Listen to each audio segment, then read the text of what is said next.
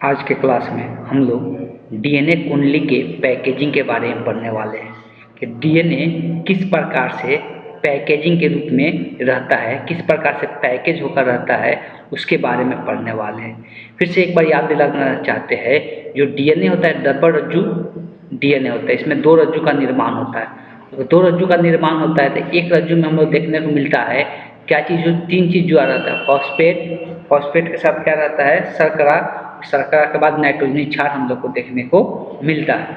Basically होता क्या है कि यही तीनों आपस में जुड़ कर एक बड़े रज्जु का निर्माण करता है और इस तरह भी एक बड़े रज्जु का निर्माण करता है। और फिर दोनों आपस में रज्जु क्या होता है, हाइड्रोजन बंध द्वारा क्या होता है, जुड़ जाता है। दोनों रज्जु आपस में हाइड्रोजन बंध द्वारा जुड़ जाता है, तो उससे हम लोग को डीएनए का निर्माण होता है। हम लोग पिछले क्लास में बहुत सारी चीज़ चर्चाएँ किए हुए थे, तो आज की चर्चा हम यहाँ से आगे बढ़ाते हैं। लेकिन पिछला वाला हम डिस्कस करेंगे तो बहुत सारे चर्चा इसमें फिर से आ जाएगा। एक दो चीज़ें याद दिलाना चाह रहे थे, जो एडेनिन होता है हमेशा डबल बॉन्ड के साथ थाइमिन के साथ जुड़ता है, और जो ग्वानिन होता है हमेशा ट्रिपल बॉन्ड के साथ किसके, साइटोसिन के, सॉरी ग्वानिन जो होता है वो साइटोसिन के साथ जुड़ता है। ये हम लोगों ने पिछले क्लास में। तो अभी हम लोग डीएनए कुंडली के पैकेजिंग के बारे में चर्चा करते हैं। इसको पूरी तरह से पैक किया जाता है। जैसे डीएनए का बनावट अगर इस प्रकार का है, ये ऐसे ही खुला हुआ नहीं रहता है, ये पूरी तरह से पैक रहता है। तो उसी के बारे में हम लोग अभी चर्चा करेंगे। कल का अगर हम लोग बात करेंगे तो कल हम लोग कुछ इसमें ये चीज़ें देख रहे थे, इसके साइज वगैरह के बारे में। अगर हम बात करेंगे मनुष्य का, तो मनुष्य में यहाँ पे देख सकते हैं, मनुष्य में टोटल नाइट्रोजनी क्षारों की संख्या जो होता है, यहाँ पर लिखा हुआ मनुष्य के अगुणित डीएनए में कितना नाइट्रोजनी क्षार होता है, 3.3 × 10⁹ इतना नाइट्रोजनी क्षार पाया जाता है मनुष्य के डीएनए में। अलग अलग जीवों में अलग अलग देखने को मिलता है। बैक्टीरिया का एक दिया हुआ है, इकोलाइट बैक्टीरिया में, इकोलाइट बैक्टीरिया का बात करेंगे तो इसमें नाइट्रोजनी क्षार की संख्या कितना होता है, तो 4.6 × 10⁹ पहले ही बोलते आ रहे हैं कि अगर आप लोग रिवीजन करके इस वीडियो को नहीं देखिएगा, पिछले वीडियो को अगर जो पढ़े हैं उसका रिवीजन नहीं कीजिएगा तो इस समझ में आने वाला नहीं है। इसलिए कुछ याद ही नहीं रहेगा कि नाइट्रोजनी क्षार क्या होता है, शर्करा क्या होता है, किस प्रकार से जुड़ के डीएनए का निर्माण हुआ, कुछ भी याद नहीं रहेगा। इसलिए याद रखना जरूरी है। अब हम लोग कल बात कर रहे थे नाइट्रोजनी बेस के जोड़े के बीच की दूरी, जो दो नाइट्रोजनी बेस के बीच के जो दूरी होता है 3.4 एंगस्ट्रॉम होता है। कल यहाँ पे चर्चा किए थे कि 3.4 एंगस्ट्रॉम होता है, लेकिन अगर कोई नैनोमीटर में पूछ देगा तो ये एंगस्ट्रॉम में होता है। नैनोमीटर में 0.34 नैनोमीटर होता है। नैनोमीटर जिसको स्मॉल एन से दिखाते हैं। स्मॉल एन का मतलब भी होता है 10⁻⁹ और यहाँ पे एंगस्ट्रॉम का मतलब होता है 10⁻10 होता है। ठीक, तो ये एंगस्ट्रॉम में होता है, ये नैनोमीटर में होता है।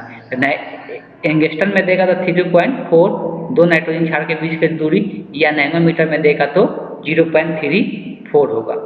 ठीक है। गन्ना में डीएनए, अब आगे गन्ना की डीएनए में कुंडली की लंबाई मापी जाती है।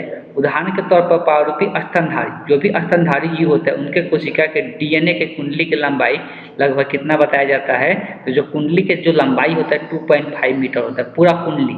जैसे कि ये क्या, ये एक रज्जु का निर्माण हुआ, ये एक रज्जु का निर्माण हुआ, तो ये पूरी तरह से जो जुड़ के बना ही है। तो इसका अगर पूरा डीएनए का लंबाई का बात किया जाए तो 2.2 मीटर देखने को मिलता है।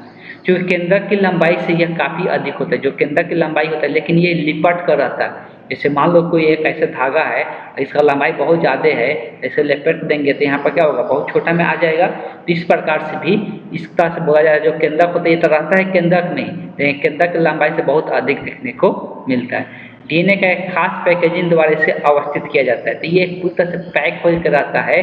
जैसे हम लोग कोई चीज़ का पैक करते हैं ना, ये भी एक पैक होकर रहता है, और ये किस प्रकार से रहता है उसके बारे में यहाँ पर हम चर्चा करेंगे। अगर प्रोकैरियोटिक जीव का बात करेंगे, देखिए हम लोग सबको जानते हैं कि जो कोशिका होता है ना, बहुत से जो जीव होते हैं, एक प्रोकैरियोटिक जीव होता है और एक यूकैरियोटिक होता है। तो प्रोकैरियोटिक जीव का अगर बात करेंगे, प्रोकैरियोटिक जीव का बात करते हैं, इसका जो केंद्रक होता है ना, केंद्रक के ऊपर कोई केंद्रक झिल्ली नहीं रहता है, मतलब केंद्रक का कोई घेराव नहीं रहता है। इसका केंद्रक फ्री रहता है और ये कहीं पर भी इधर से उधर कर सकता है। तो उसको ये बहुत पुराने जीवों में पाया जाता था प्रोकैरियोटिक कोशिका, लेकिन अब जितना भी नए प्रकार के जीव होते हैं उनमें सब में यूकैरियोटिक कोशिका देखने को मिलता है। जैसे बैक्टीरिया में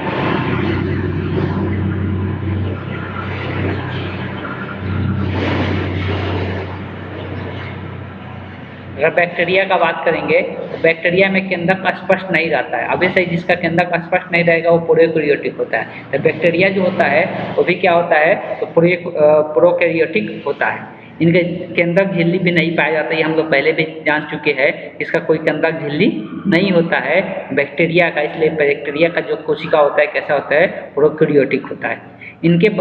इसके बावजूद भी डीएनए पूरी तरह से कोशिका में फैला हुआ नहीं रहता है, लेकिन फिर भी इसका जो डीएनए होता है, हमको पता है डीएनए कहाँ पे रहता है, केंद्रक में रहता है, लेकिन इसका केंद्रक कोई झिल्ली ही नहीं पाया जाता है। फिर भी इसका डीएनए जो होता है केंद्रक में ही स्थिर रहता है, ऐसा नहीं होता पूरा कोशिका में फैला हुआ नहीं रहता। ये कोशिका के मध्य में एक जगह कुछ प्रोटीन के साथ बंध कर अवस्थित रहता है। तो वही है, कुछ प्रोटीन के साथ ये बंध जाता है और एक जगह ही स्थिर रहता है, केंद्रक में ही स्थिर रहता है। इसकी संरचना को केंद्रकाव, इसका जो संरचना बनता है उसको केंद्रकाव न्यूक्लियोइड के नाम से हम लोग जानते हैं। अगर हम लोग यूकैरियोटिक का बात करेंगे तो यूकैरियोटिक, अभी हम लोग प्रोकैरियोटिक और यूकैरियोटिक का बात कर रहे थे, तो इसका केंद्रक जो होता है स्पष्ट होता है, पूरी तरह से दिखाई देता है। इसके केंद्रक के ऊपर केंद्रक झिल्ली भी पाया जाता है। केंद्रक झिल्ली हम लोग पढ़ते हैं कि ये केंद्रक हो गया, केंद्रक के ऊपर, ये केंद्रक के बाहर यहाँ पर क्या होता है, कोशिका द्रव्य होता है और फिर यहाँ पर कोशिका झिल्ली होता है। लेकिन यहाँ पर इसके केंद्रक के ऊपर भी एक झिल्ली होता है जिसको हम लोग केंद्रक झिल्ली के नाम से जानते हैं।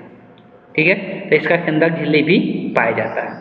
ये घिरा होता है केंद्रक के भीतर डीएनए, इसके केंद्रक के भीतर ही क्या होता है, डीएनए मौजूद होता है। तो ये जो कोशिका होगा इसी के भीतर डीएनए मौजूद होता है। और ये जो डीएनए होता है कैसा आवेश होता है, तो इस पर ऋणात्मक आवेश होता है। ये जो डीएनए होता है इस पर आवेश कैसा होता है, तो ऋणात्मक आवेश होता है, क्षारीय प्रोटीन। और जो इसके ऊपर जो प्रोटीन रहता है वो कैसा होता है, धनात्मक आवेशित होता है, जिसको हम लोग हिस्टोन्स कहते हैं, जिसको हम लोग क्या कहते हैं, हिस्टोन्स कहते हैं। तो प्रोटीन के रूप में यहाँ पर हिस्टोन होता है जो धनात्मक होता है।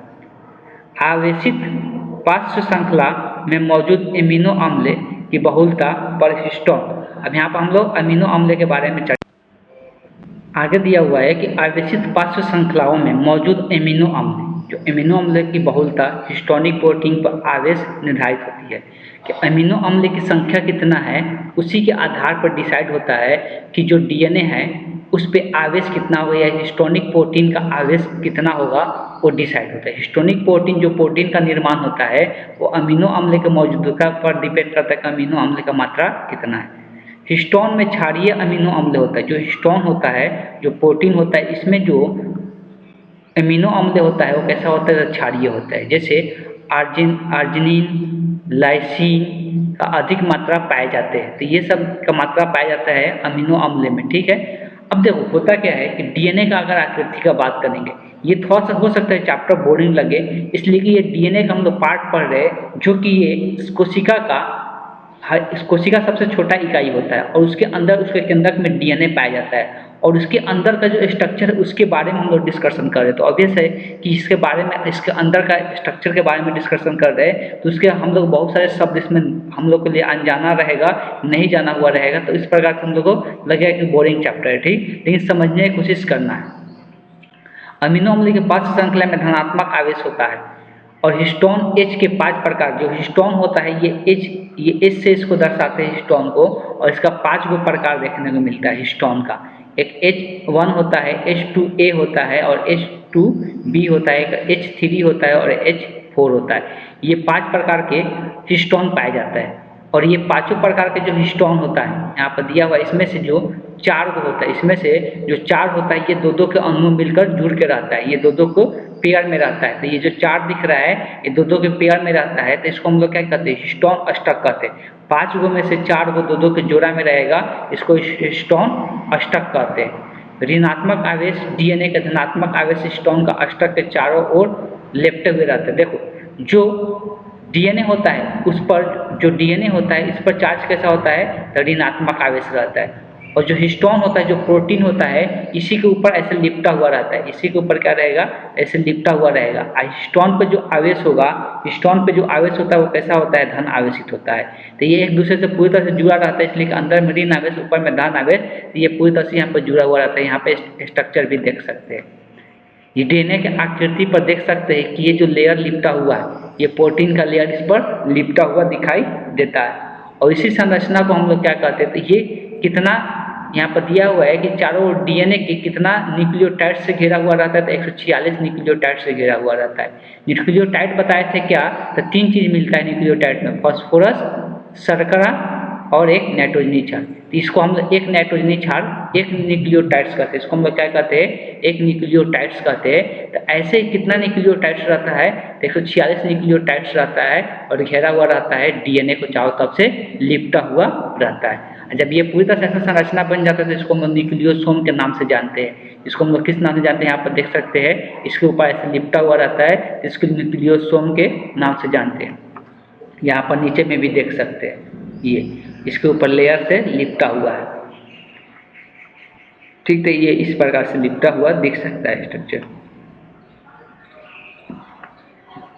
न्यूक्लियोसोम में 200 नाइट्रोजनी बेस होता है। एक न्यूक्लियोसोम का अगर बात करेंगे, एक न्यूक्लियोसोम का बात करेंगे तो उसमें कितना नाइट्रोजनी क्षार रहता है, तो 200 नाइट्रोजनी क्षार रहता है, ठीक।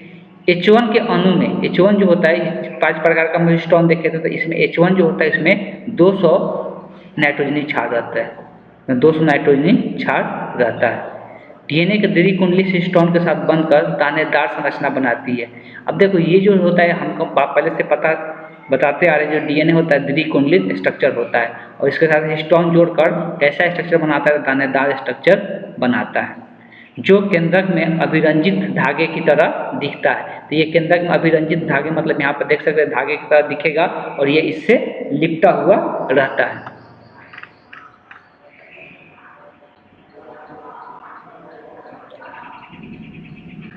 क्रोमेटिन के धागे, अब ये क्रोमेटिन का बात हो रहा है, क्रोमेटिन के धागे जो धागा होता है वो क्रोमेटिन पदार्थ का रहता है। क्रोमेटिन के धागे कोशिका विभाजन के पहले स्पष्ट दिखाई पड़ने लगते हैं। जब कोशिका का विभाजन होता है तभी जाके ये धागे स्पष्ट रूप से दिखाई देता है, ऐसे हमेशा ये धागे दिखाई नहीं देता है। हम लोग पता है कोशिका का विभाजन होकर नए कोशिका का निर्माण होता है, तो उसी वक्त ये क्रोमेटिन के धागे दिखाई देता है। कोशिका किस विभाजन के अवस्था में, तो मध्य अवस्था या मेटाफेज जिसको हम लोग बोलते हैं, इसी अवस्था में उस टाइम ये दिखाई देता है, संघनित होकर मोटे गुणसूत्र की तरह दिखाई देने लगता है। तो उस टाइम गुणसूत्र जो होता है मोटा हो जाता है, और उसी अवस्था में क्रोमेटिन के धागे दिखाई देता है। उच्च स्तर पर क्रोमोसोम में पैकेजिंग के लिए हिस्टोन के अतिरिक्त अन्य प्रोटीन की आवश्यकता पड़ता है।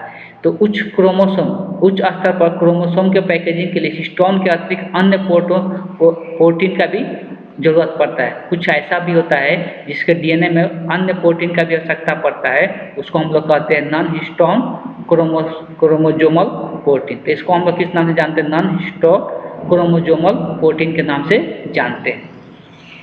एक पावरूपी केंद्रक के अंदर कभी कभी क्रोमेटिन ढीले तौर पर बंधे रहते हैं। जो क्रोमेटिन होता है वो ढीले तौर पर कभी कभी ये बंधा हुआ रहता है, मतलब ज़्यादा कस कैसे रस्सी के जैसे बांधते ना किसी गेंद के ऊपर रस्सी, उसी प्रकार से ये बंधा हुआ रहता है, लेकिन ये कभी कभी ढीला बंधा हुआ रहता है। तो इनमें अभिरंजक हल्के रंग का हो जाता है, जिसके कारण इसका जो अभिरंजक होता है वो हल्के रंग का हो जाता है, इसीलिए इसको हम लोग क्या कहते हैं, यूक्रोमेटिन कहते हैं। इसको हम लोग क्या कहते हैं, यूक्रोमेटिन कहते हैं। जब क्रोमेटिन के धागे हल्के से बांधा हुआ रहेगा, कस के किसी गोलाकार आकृति के ऊपर कस के जब नहीं बांधा हुआ रहेगा तब। वैसे क्रोमेटिन जो मजबूती से बंधा रहता है, लेकिन जो मजबूती से बंधा हुआ रहता है उसके ऊपर रस्सी जैसे लपेटते हैं ना, एक बॉल के ऊपर मान लो कि रस्सी ऐसे लपेट रहे, तो मजबूती से जब लपटा हुआ रहता है क्रोमेटिन के धागे, तो उसको हेलेक्ट्रोक्रोमेटिन कहते हैं, उसको हेलेक्ट्रोक्रोमेटिन कहा जाता है। यूक्रोमेटिन का सक्रिय क्रोमेटिन और हेक्टरोक्रोमेटिन का निष्क्रिय। अब देखो जो इसमें यूक्रोमेटिन होता है इसको हम लोग सक्रिय कहते हैं, ये ज़्यादा एक्टिव रहता है, जो क्या रहता है ढीले तौर पे बांधा हुआ रहता है। लेकिन जो हेक्टरोक्रोमेटिन होता है ये निष्क्रिय इसको बोलते थे, इसको हम लोग क्या कहते हैं, निष्क्रिय कहते हैं। आधुनिक शोध के फलस्वरूप सूक्ष्म अंतरों के आधार पर कई प्रकार के डीएनए, आज के अगर हम लोग रिसर्च का देखेंगे, आज के रिसर्च जो हो रहा है तो डीएनए का अलग अलग इसका आधार, इसके सूक्ष्म अंतर मतलब छोटा छोटा अंतरों के कारण डीएनए को अलग अलग हिस्सों में बांट दिया गया। छोटे छोटे अंतरों के कारण डीएनए को अलग अलग हिस्से में बांट दिया गया है, और अलग अलग प्रकार के डीएनए का नाम दे दिया गया है, ए फॉर्म, बी फॉर्म, सी फॉर्म, डी फॉर्म, ई फॉर्म, जेड फॉर्म। तो ये अलग अलग प्रकार के डीएनए का फॉर्म बता दिया गया है, जिसमें बी फॉर्म और जेड फॉर्म इसमें से ज़्यादा मुख्य होता है, ज़्यादा इंपॉर्टेंट होता है। तो ये डीएनए का अलग अलग फॉर्म दिखाया गया है, उसमें थोड़ा थोड़ा सा अंतर के लिए, थोड़ा सा अंतर के कारण डीएनए का अलग अलग फॉर्म में बांट दिया गया है, जिसमें से मुख्यतः हम जो पढ़ते हैं बी और जेड के फॉर्म के बारे में इसमें ज़्यादा इंपॉर्टेंस होता है। उपयुक्त वर्णन बी फॉर्म के डीएनए का आधारित है और बी फॉर्म डीएनए और जेड फॉर्म डीएनए में निम्नलिखित अंतर दिया हुआ है। तो हो सकता है कभी डीएनए बी फॉर्म और जेड फॉर्म डीएनए में अंतर कभी पूछते, तो देखो घुमाव में अंतर होता है। हम बताए थे जब डीएनए का रज्जु ऐसे बन जाता है, इसको क्या किया जाता है, मोड़ा जाता है, किसी गोलाकार आकृति पर ऐसे मुड़ा हुआ रहता है। ऐसे जब मोड़ा जाता है तो घुमाने का तरीका दो तरीका होता है। जैसे रस्सी को हम लोग मोड़ते हैं तो हो सकता है कि दाहिने हाथ की ओर घुमाते, या तो दाहिने हाथ की ओर घुमाएंगे या तो बाएं हाथ की ओर घुमाते हैं। तो ये बी डीएनए में दाहिने हाथ की ओर घुमा हुआ रहता है, एंटी क्लॉकवाइज क्लॉकवाइज समझ सकते हैं, और ये लेफ्ट हैंड क्वाइलिंग रहता है। तो क्वाइल जो किया जाता है ये राइट हैंड क्वाइलिंग किया जाता है, ये लेफ्ट हैंड क्वाइलिंग किया जाता है बी डीएनए में और जेड डीएनए में। शर्करा फॉस्फेट नियमित आधार पर होता है। शर्करा फॉस्फेट जो इसमें जुड़ता है ये अनियमित आधार पर होता है, जिसका जो आधार सही नहीं रहता है ये नियमित रूप से जुड़ते हुए जाता है। और इसमें हम लोग बात करेंगे नाइट्रोजनी क्षार। एक घुमाव में नाइट्रोजनी क्षार की संख्या कितना इसमें बताया जा रहा है, 10, लेकिन इसमें एक घुमाव में नाइट्रोजनी क्षार की संख्या कितना हो जाता है, 12। एक घुमाव मतलब ये जब एक घुमाव ऐसे घूम लेता है तो इसमें नाइट्रोजनी क्षार से जुड़ा रहता है ना, तो नाइट्रोजनी क्षार जुड़ा रहता है, तो इसमें एक घुमाव में 10 नाइट्रोजनी क्षार रहता है, इसमें एक घुमाव में 12 नाइट्रोजनी क्षार रहता है। ट्विस्टर का कोण इसमें जो बनता है 36 डिग्री, जो घुमाव का कोण बनता है इसमें 30 डिग्री का बनता है। तो कुछ चीज़ें इसमें याद रखते हैं। डीएनए का अणु का व्यास इसमें 20 एंगस्ट्रॉम होता है, इसमें 18 एंगस्ट्रॉम होता है। तो 3 से 4 पॉइंट इसमें से लिख लेना है अंतर में, सभी को ये नोट डाउन करना है, बी डीएनए और जेड डीएनए में अंतर। ठीक है, तो इसको यहाँ से सबको लिख लेना है।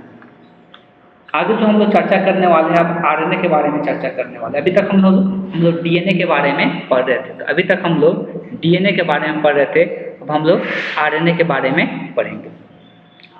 अगर आरएनए का बात करते हैं तो आरएनए की संरचना डीएनए की तरह ही होता है, लेकिन ये एक रज्जुए संरचना होता है, पहले भी बता चुके हैं।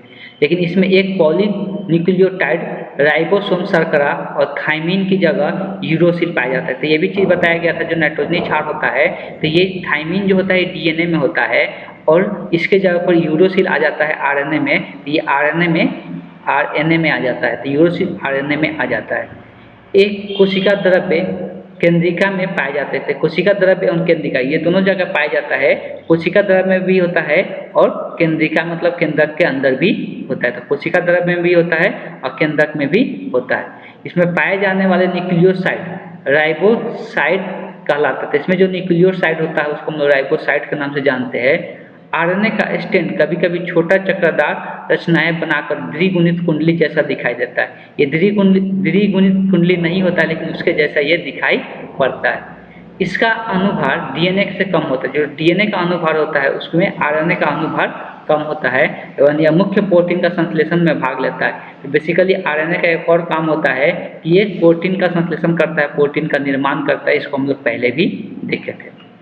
आरएनए को 3 भागों में बांटा गया है। आरएनए को 3 भागों में बांटा गया है। कौन कौन सा, तो इसके पहले भी चर्चा किए थे। एक संदेशवाहक आरएनए होते हैं जिसको मैसेंजर आरएनए कहते हैं, इसको हम लोग एमआरएनए के नाम से जानते हैं।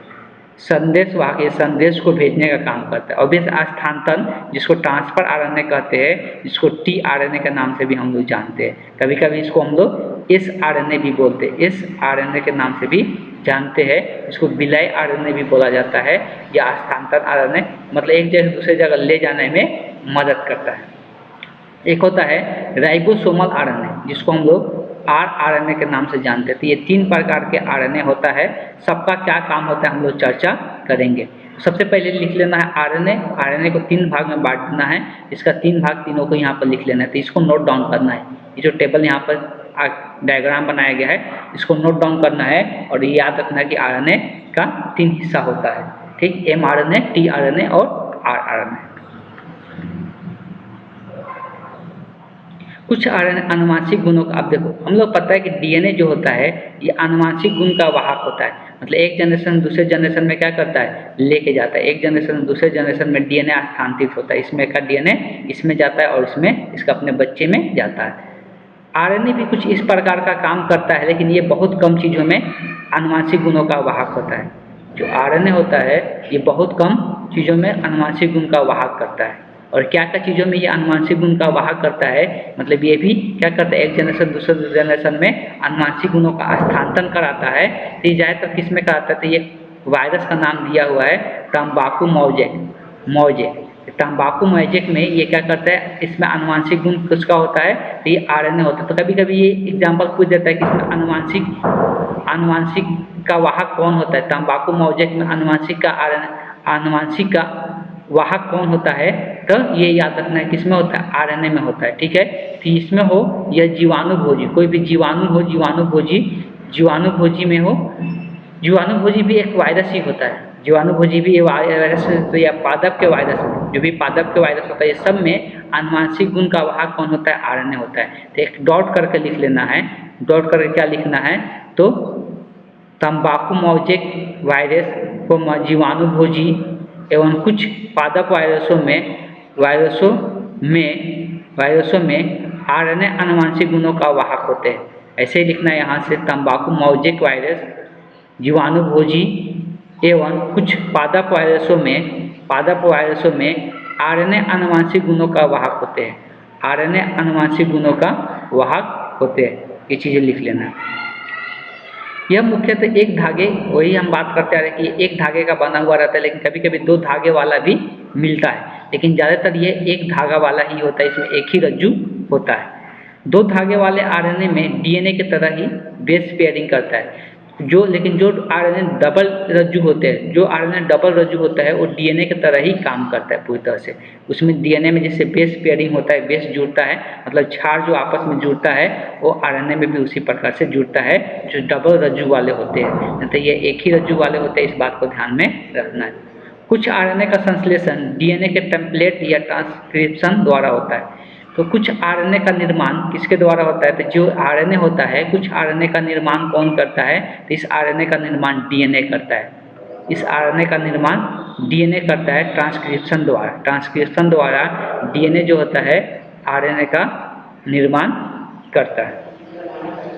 ये प्रोटीन संश्लेषण भी करता है। हमको पता है कि जो आरएनए होता है ये प्रोटीन का निर्माण भी करता है। जो आरएनए होता है वो प्रोटीन का निर्माण भी करता है। उन कोशिकाओं में पाए जाते हैं जो डीएनए आनुवंशिक पदार्थ होते हैं। तो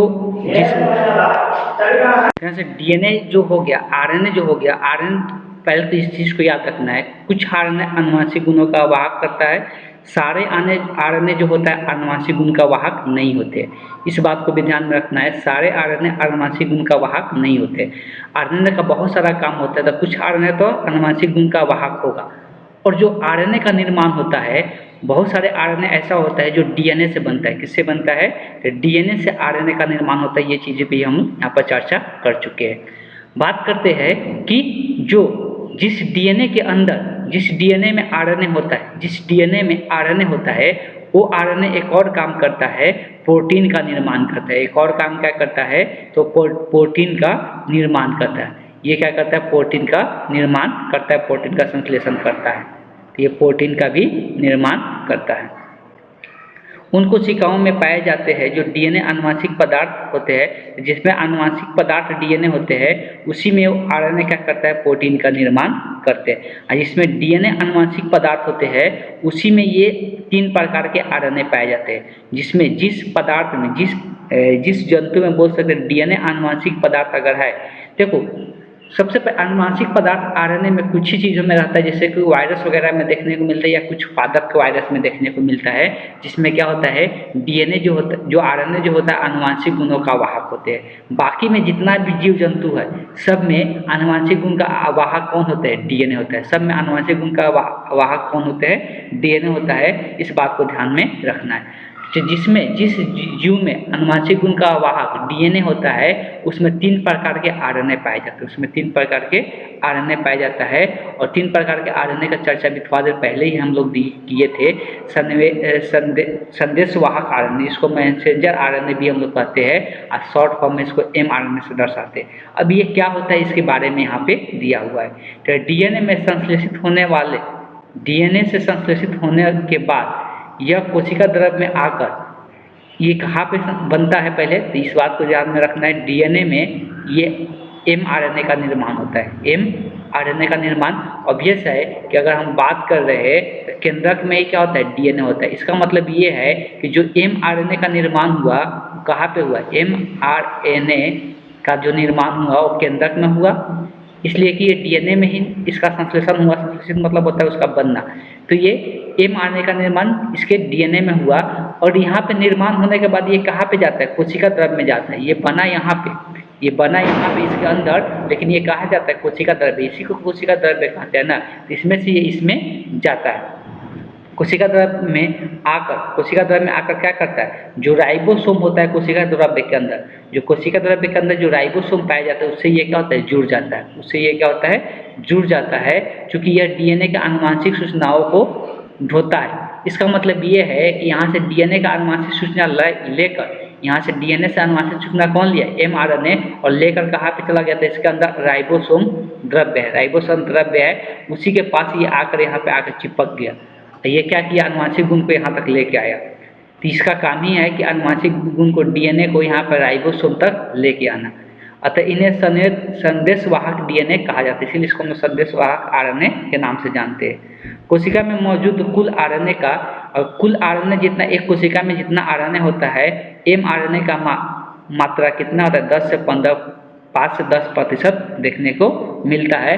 और इसका अगर एमआरएनए का आणविक भार का बात करेंगे तो ये कितना दिया हुआ है, तो यहाँ से हम लोग देख सकते हैं 5 लाख से 1 करोड़ के आसपास दिया हुआ है। 5 लाख से 10 लाख के आसपास यहाँ पे दिया हुआ है। आगे हम लोग बात करते हैं स्थानांतरण आरएनए, जिसको हम लोग टीआरएनए के नाम से भी जानते हैं, ट्रांसफर आरएनए भी इसको हम लोग कहते हैं, या विलय आरएनए के नाम से भी हम लोग जानते हैं। इसको हम लोग विलय मतलब किसी चीज़ में मिल जाना, तो उसी को हम लोग विलय कहते हैं, इसलिए इसको एस आरएनए के नाम से भी हम लोग जानते हैं। इसको टीआरएनए और एस आरएनए दोनों का नाम से जानते हैं। तो प्रोटीन संश्लेषण के समय प्रोटीन का संश्लेषण होता है, प्रोटीन का निर्माण होता है। प्रोटीन का निर्माण ऑब्वियस है कि आरएनए करता है। इसी के समय यह आवश्यकता अनुसार विभिन्न अमीनो अम्ल का कोशिका द्रव्य से राइबोसोम तक स्थानांतरण कराता है। तो ये क्या कराता है, स्थानांतरण कराता है। आवश्यकता अनुसार जितना प्रोटीन संश्लेषण के समय ये क्या करता है, आवश्यकता अनुसार विभिन्न अमीनो अम्ल, जो अमीनो अम्ल होता है उस कोशिका द्रव्य के राइबोसोम तक लेके जाता है। जब प्रोटीन बनते रहता है तो उसी दौरान ये अमीनो अम्ल को, जो कोशिका द्रव्य होता है, कोशिका द्रव्य में जो राइबोसोम होता है, ये राइबोसोम तक ले जाने का काम करता है। राइबोसोम तक ले जाने का ध्यान में रखना, जब प्रोटीन का संश्लेषण होता है तो उसी दौरान अमीनो अम्ल को राइबोसोम तक ले जाने में जो आरएनए मदद करता है उसी को हम लोग क्या कहते हैं, टीआरएनए के नाम से जानते हैं। टीआरएनए के नाम से जानते हैं। तो ऑब्वियस है ये कहाँ से कहाँ लेके जा रहा है, जब प्रोटीन बनता है तो अमीनो अम्ल को राइबोसोम तक लेके जाता है, इसी को हम लोग टीआरएनए कहते हैं। इस प्रकार टीआरएनए केवल एक ही प्रकार के अमीनो अम्ल का स्थानांतरित करता है। तो एक टीआरएनए एक बार में एक ही अमीनो अम्ल को लेकर जा सकता है राइबोसोम तक। एक ही अमीनो, ऐसा नहीं कि टीआरएनए जो होगा एक ही बार बहुत सारे अमीनो अम्ल को लेकर नहीं जा सकता है, एक बार में एक ही अमीनो अम्ल को लेकर जाएगा। इसलिए किसी भी कोशिका में अमीनो अम्ल की जो संख्या होती है वही टीआरएनए भी होती है। तो जितना अमीनो अम्ल होगा उतना ही क्या होता है, टीआरएनए भी होता है। इसलिए कि एक टीआरएनए एक ही अमीनो अम्ल को लेकर जाएगा, इसलिए जितना अमीनो अम्ल उसमें होगा उतना टीआरएनए भी देखने को मिलता है। तो कोशिका में स्थिर कुल आरएनए का यह कितना प्रतिशत होता है, जैसे कि यह 5 से 10% था, तो कुल आरएनए का यह 10 से 15% देखने को मिलता है। अगर इसका आणविक भार का बात करेंगे तो ये 23,000 से लेके 30,000 तक इसका आणविक भार देखने को मिलता है।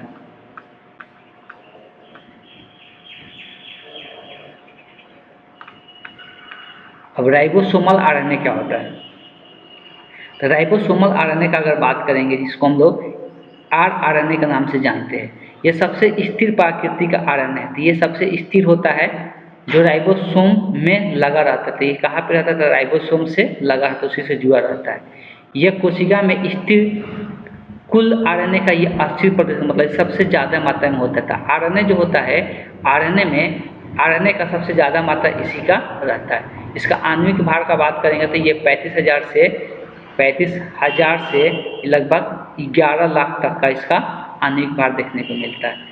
तीनों प्रकार के आरएनए में यह सर्वाधिक समय क्रियाशील होता है। सबसे ज़्यादा क्रियाशील यही रहता है, सबसे ज़्यादा एक्टिव यही रहता है।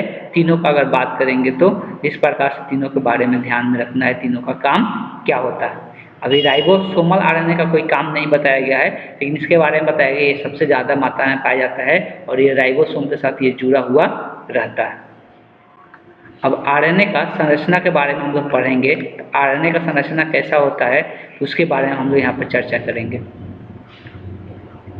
तो आरएनए की संरचना पॉलीपेप्टाइड स्ट्रैंड के प्रकार मुड़ा होता है। पॉलीपेप्टाइड स्ट्रैंड इस प्रकार से मुड़ा होता है कि बाहर शर्करा फॉस्फेट से जुड़ी श्रृंखला होती है और अंदर की ओर पूरक बेस हाइड्रोजन बंधों से जुड़ा हुआ रहता है। देखो इसमें भी वही एक ही रज्जु का रहता है। एक रज्जु में हमको पता है 3 चीज़ जुड़ा रहता है, फॉस्फेट, शर्करा और नाइट्रोजनी क्षार। ये तीनों आपस में इस प्रकार से जुड़ा हुआ रहता है और ये बहुत बड़ा रज्जु का निर्माण करता है। तो इसमें इस प्रकार से रहता है। अब यहाँ पर कुछ चीज़ें दिया हुआ है। संरचना का अध्ययन कर क्लोरोड की पत्ती समान इसका कैसा आकृति दिखता है? तो जो क्लोवर की पत्ती होता है उसी का आकार इसका स्ट्रक्चर दिखता है। लगभग 80 नाइट्रोजनी बेसों से बनी संरचना से 3 लूप होते हैं। तो इसमें 80 नाइट्रोजनी क्षार लगभग देखने को मिलता है। सिरे के विपरीत दिशा में अवस्थित लूप को पर्टिकोडॉन कहते हैं। जो सिरे के विपरीत दिशा में होता है उसको हम लोग पर्टिकोडॉन कहते हैं। लगभग इस प्रकार के टीआरएनए में कुछ असामान्य न्यूक्लियोसाइड पाए जाते हैं, जैसे डाइहाइड्रोयूरेडिन या सियोडोयूरेडिन पाया जाता है। इस प्रकार से इसका स्ट्रक्चर यहाँ पे देख सकते हैं। यही इसका स्ट्रक्चर यहाँ पे दिखाया गया है आरएनए का। यह एक रज्जु यहाँ पर ये द्वि रज्जु भी, ये भी द्वि रज्जु कुछ इस प्रकार से बना लेता है। जैसे क्या हुआ है, ये एक ही रज्जु है लेकिन यही ऐसे लिपट कर ऐसे मुड़ जाता है और इस बीच में नाइट्रोजनी क्षार आपस में जुड़ के द्वि रज्जु का भी निर्माण इसमें कहीं कहीं पर कर लेता है। इस प्रकार से दिखाया गया। आगे जो हम लोग पढ़ेंगे डीएनए के प्रतिकरण पढ़ेंगे, डीएनए के रेप्लिकेशन पढ़ेंगे कि एक डीएनए से नए डीएनए का निर्माण किस प्रकार से होता है, उसके बारे में हम लोग नेक्स्ट क्लास में चर्चा करेंगे।